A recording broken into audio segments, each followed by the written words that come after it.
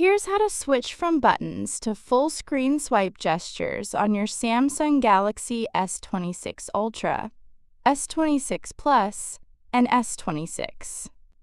If you see 3 button navigation bar buttons on your Samsung S26 series, check this to enable full-screen gesture navigation.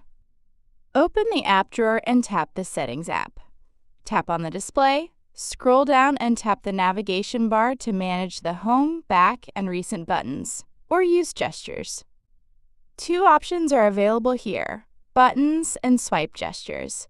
Tap the swipe gestures to use gesture navigation on your Galaxy S26 series. Also, enable circle to search at the bottom to quickly search using the content on your screen. Tap the More options to set gesture sensitivity and block gestures with the S Pen.